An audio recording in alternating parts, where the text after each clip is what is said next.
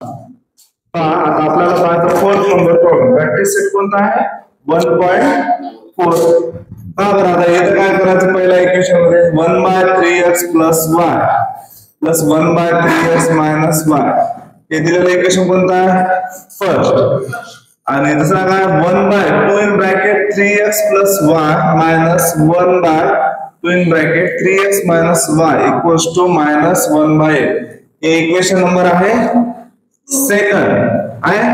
आता पहा याच्यामध्ये आपल्याला हे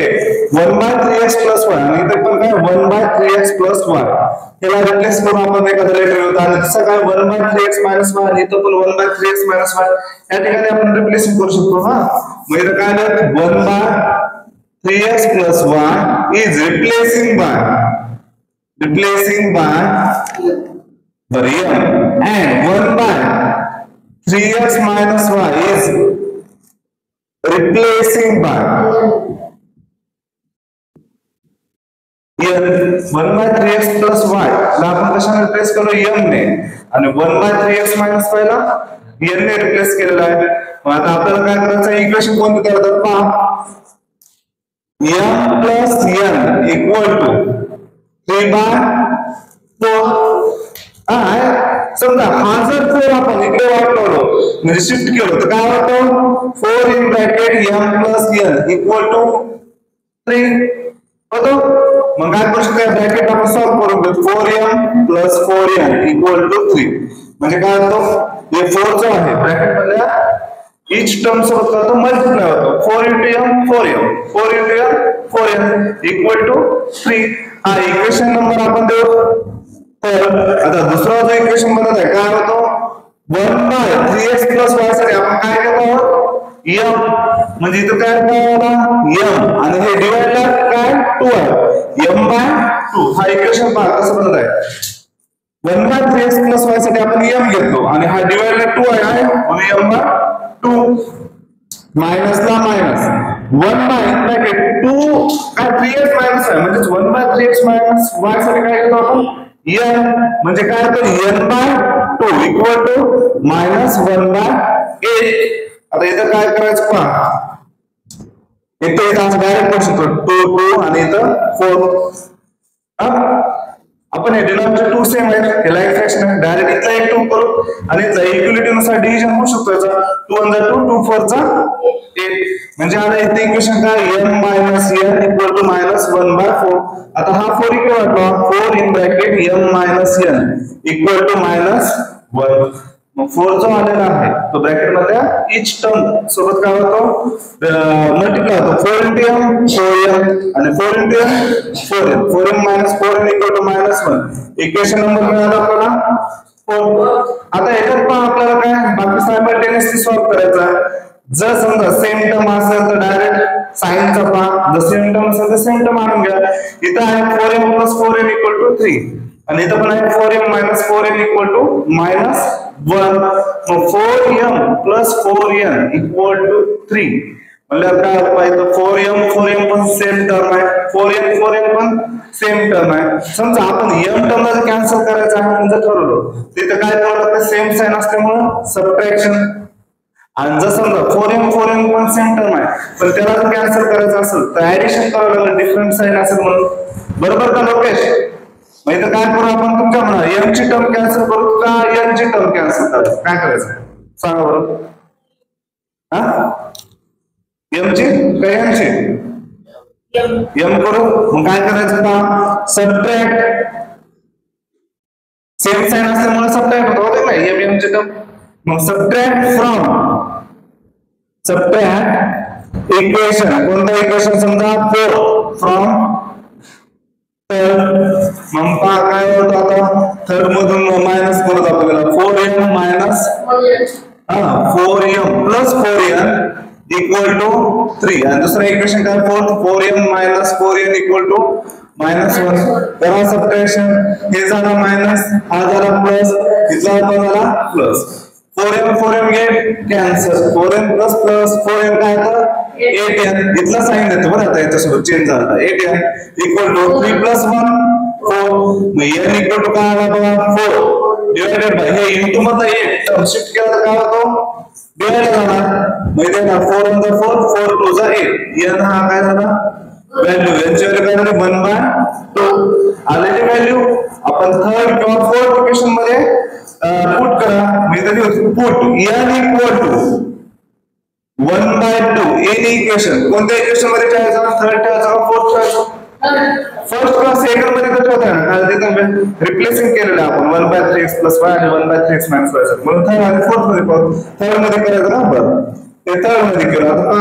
काय 4n + 4n 4m + 4n n म्हणजे काय 1/2 इक्वल टू 3 काय 2 1 जा 2 2 जा 4 आणि 4m + 2 इक्वल टू 3 आहे मग काय करणार आहे 4m म्हणजे 4m ते +2 शिफ्ट करा इकडे काय होणार मायनस होणार 3 - 2 म्हणजे 4m इक्वल टू 3 - 2 म्हणजे 1 m ची व्हॅल्यू काय आहे पहा 1/4 n ची व्हॅल्यू आहे 1/2 आणि m ची व्हॅल्यू आहे 1/4 आपल्याला हेच फायनल आन्सर आहे का नाही जो टर्म आपण रिप्लेस केलो त्याच्यानुसार आपल्याला x आणि y ची व्हॅल्यू फाइंड करायची आहे मग इथे काय केलं आहे पहा m सोबत काय आलेलं होतं आपण रिप्लेस केलेला 1/3x + y आणि n सोबत 1/3x - y आहे आता इथे काय करणार पहा m म्हणजे काय value 1/4 equal to 1/3x + y ला 3x + y आणि n चा काय value 1/2 equal to 1/3x - y हा जो 3x + y चा टर्म आहे 1 च्या काय डिनॉमिनेटर इकडे काय करतो मल्टिप्लिकेशन होतो कोणाच्या ह्या 1 च्या आणि 1 सोबत मल्टिप्लाय केलं तर सेमच टर्म होता वेगळा काही चेंज होणार नाही मग इथं काय लिहिलं 3x +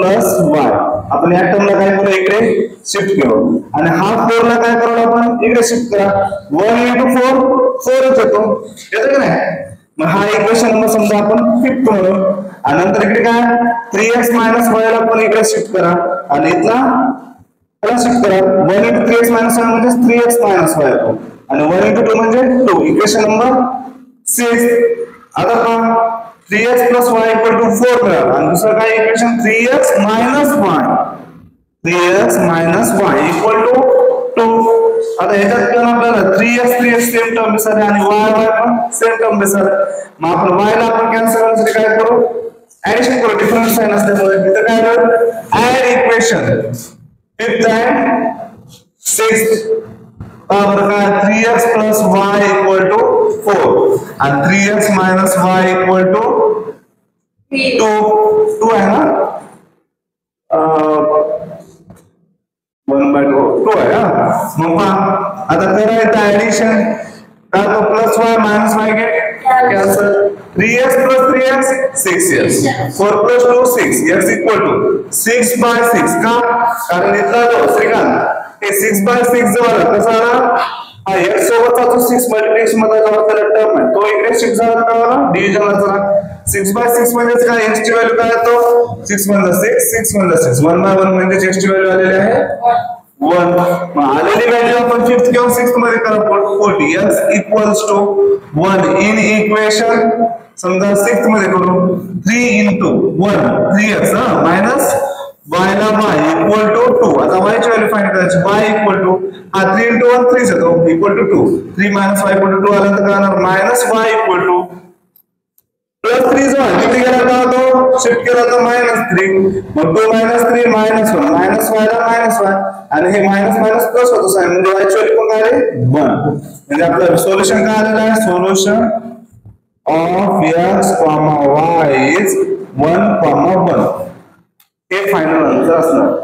काय काय केलं आपण 1/3x + y ला आणि 1/3x - y ला m आणि n ने रिप्लेस केलं आणि इक्वेशन काय मिळालं m + n = 3/4 मग हा 4 जो आहे इकडे आणलो आपण शिफ्ट केलो काय झाला मल्टिप्लिकेशन मध्ये आला पण 4 m च्याच मल्टिप्लिकेशन मध्ये जातो पूर्ण त्या दोन्ही टर्मच्या मल्टिप्लिकेशन मध्ये जातो मग इथं काय आलं 4 इन ब्रॅकेट m + n = 3 आलेला काय हा जो 4 मध्ये मल्टिप्लाय प्रत्येक टर्म सोबत होतो 4 * m 4m 4 * m 4m = 3 equation number आला थर्ड आता नेक्स्ट कोणता आहे सेकंड इक्वेशन नुसार आपण रिप्लेस केला तर काय करायचं पहा 1/3x + y साठी काय m म्हणजे m बाय कुठे आहे 2 आहे हा आणि नंतर इथं minus 1 by 3x minus y साठी n केलं म्हणजे n बाय 2 आला